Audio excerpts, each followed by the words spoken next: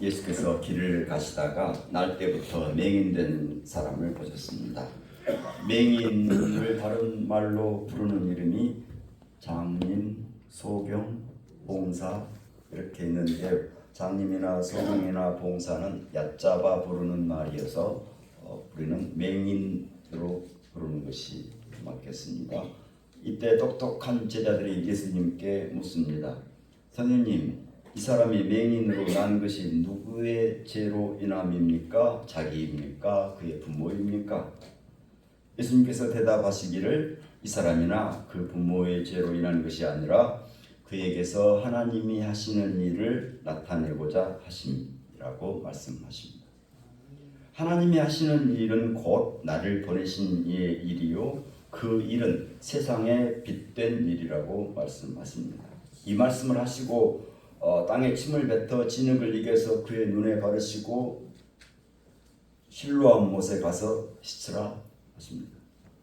실로암이 무슨 암일까 생각하기도 전에 해설을 달아놓고 있습니다. 실로암은 번역하면 보냄을 받았다는 뜻이요. 이제 가서 씻고 밝은 눈으로 오면 끝입니다. 그런데 끝이 아니었습니다. 이웃 사람들이 그를 알아본 것입니다.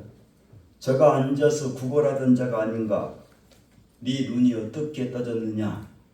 그랬더니 예수라 하는 그 사람이 진흙을 이겨 내 눈에 바르고 실로암에 가서 씻으라 하기에 씻었더니 보게 되었다 말합니다. 여기서 맹인된 사람의 이름이 나오지 않고 있습니다. 왜 그럴까요? 바로 그 맹인이 오늘 나이기 때문입니다. 우리도 눈 떠지려면 실로암에 가서 씻어야 되겠습니다. 육체의 눈을 유관이라 하고 마음의 눈을 심안, 영의 눈을 영안이라고 합니다. 즉 유관, 심안, 영안이 모두 다 떠져야 합니다. 보냄을 받은 뜻을 깨우쳐야 한다는 말씀입니다. 내가 누구인지 눈 떠야 합니다. 누굽니까? 보냄을 받은 사람입니다. 내가 무엇을 위해 살아야 합니까? 거기에 눈 떠야 합니다. 보냄을 받은 일을 위해 살아야 합니다. 내가 누구인지 무엇을 위해 살아야 하는지 눈 떠지게 되면 세상을 보는 눈이 떠지게 됩니다. 세상을 보는 눈으로 이번 선거를 보면 어떤 이들은 지난번 선거에서 잘못 뽑은 이들을 리콜해야 된다고 봅니다. 실로암에 가서 씻은 눈으로 보면 이번 선거는 다가오는 시대를 준비하는 선거라고 보여집니다. 다가오는 시대는 기후변화로 삶의 터전을 잃어버릴 사람들의 위기요, AI가 인간을 노동에서 탈락시키는 시대라고 보고 기본소득을 준비해야 한다고 봅니다. 지금 사라져가는 생물들이 500여 종이 넘는다는데 그 중에 하나가 반딧불이입니다. 반딧불이를 다른 말로 개똥벌레. 네. 이 반딧불이는 왜 빛을 낼까요? 짝짓기 때 공중의 수컷이 신호를 보내면 지상에 있는 암컷이 답을 보내느라고 그렇다. 또 포식자에게 넘보지 말라고 하는 경고등이요. 또 동료들에게는 위험을 알리는 신호입니다. 이 반딧불이와 관련해서 생긴 말이 형설지공이라는 말이 있죠.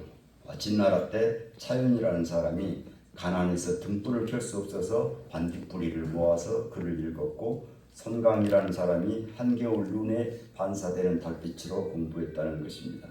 그러면 이 반딧불이를 몇 마리가 있어야 책을 볼 수 있을까요? 200마리라고. 우리가 눈이 뜨이기 전에는 왜 반딧불이가 빛을 낼까 하고 물으면 시가 네고싶게 네고째. 눈이 떠진 사람이 보니까 짝짓기 때 서로에게 보내는 표시요, 적들에게는 경고요, 동료들에게는 신호라는 것을 알지. 실로암에 가서 눈을 씻고 와서 눈이 떠진 사람은 답이 또 다릅니다. 옛날에 가난한 사람들이 밤에도 공부하라고 하는 하나님의 배려예요. 반딧불이 입장에서는 이 어두운 시대에 우리라도 빛을 낼란다 하면서 빛의 전도사로 나선 것이고, 실로암의 소명을 감당하라는 자연을 통한 하나님의 말씀으로 보입니다. 실로암은 보냄을 받은 이로서 나는 누구인가를 묻고 있습니다. 나는 누굽니까? 그냥 살면 물러나야 할 기성세대라고 합니다. 다르게 살아도 때가 되면 물러나야 할 구세대가 됩니다. 제대로 못 살고 후세대에게 바르게 살라고 하면 꼰대가 됩니다. 그러면 나는 기성세대입니까? 구세대입니까? 꼰대입니까? 다 해당됩니까? 이번 선거에 후보로 나온 어떤 80이 넘은 분이 자기는 가야 될 사람이 아니라 영보이, 스마트보이라고 하고 낡은 사람이 아니라 새순이라고 합니다.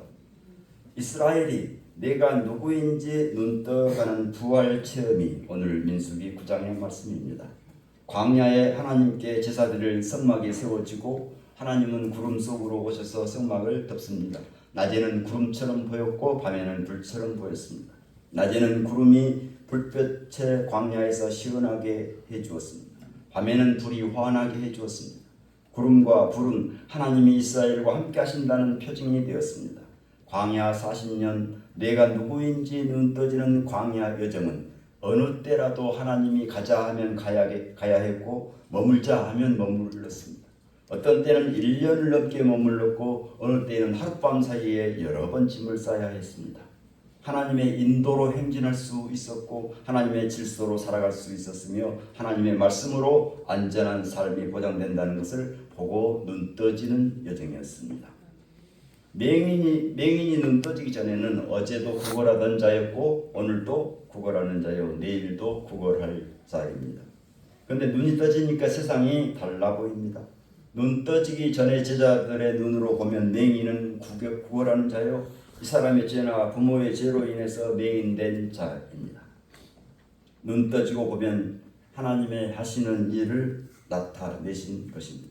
이제 이 세상은 하나님이 하시는 일을 나타내는 무대입니다. 나는 누굽니까? 보냄을 받은 자입니다. 무슨 일을 해야 합니까? 보냄을 받은 일을 해야 합니다. 보냄을 받은 일이 무엇입니까? 생명을 살리고 온전케 하는 일입니다. 우는 자와 함께 우는 사랑의 일입니다. 공생 공영하는 평화의 일입니다. 중앙대학교 김누리 교수는 이런 책을 냈네요. 경쟁 교육은 야만이다 하고 주장합니다. 전교 1등이 망치는 대한민국이라고 했습니다. 세계의 대학생들에게 앙케이트로 묻는 물음이 있습니다. 당신들에게 고등학교는 어떤 곳이었는가를 물어보았습니다. 1번 함께하는 광장, 2번 거래하는 시장, 3번 사활을 건 전쟁터. 우리나라 대학생들은 몇 번 찍었겠습니까? 3번의 80%가 3번이라고 찍었습니다. 사활을 건 전쟁터. 그런데 일본 대학생들의 85%는 1번이라고 찍었습니다. 함께하는 광장. 독일 대학생들은 세 가지 다 모두 해당 사항 없다고 했습니다. 그럼 뭐라고 대답했냐? 하루하루가 파티였다고 대답했습니다. 교육의 결과이죠. 2015년에 시리아 난민 사태 때 1만 5천 명이 오갈 데가 없으니까 독일 정부가 그럼 우리나라는 2,700명을 수용하겠다 하니까 온 독일 전역에서 시위가 일어났습니다. 모두 다 수용하라. 인간 존엄에 맞는 주거를 제공하라 하는 것이었습니다. 우리는 실로암에 가서 씻고 눈을 떠서 세상을 봅니다. 나를 봅니다. 내가 해야 할 일을 봅니다. 보냄을 받은 자로서 보냄받은 일, 생명을 살리는 일, 사랑으로 함께 우는 일, 평화를 전하는 일을 함으로써 주님의 소명을 이루시기를 축원합니다. 아멘. 기도하겠습니다. 보냄을 받은 자로 부르시는 주님, 무슨 일을 해야 할지 눈뜨게 하옵소서. 보냄을 받은 일, 생명을 살리고 온전케 하는 일에 눈떠지게 하옵소서. 우는 자와 함께 우는 사랑의 일을 하게 하옵소서. 공생 공영하는 평화의 일에 참여케 하옵소서. 실로암에 가서 눈을 씻고 눈을 떠서 세상을 바로 보고 나를 진실로 보고 내가 해야 할 일을 보게 하옵소서. 부르심의 주 예수님 이름으로 기도하옵나이다. 주 말씀하시니 우리 기뻐 맞아서 복된 세상이 살게 하소서.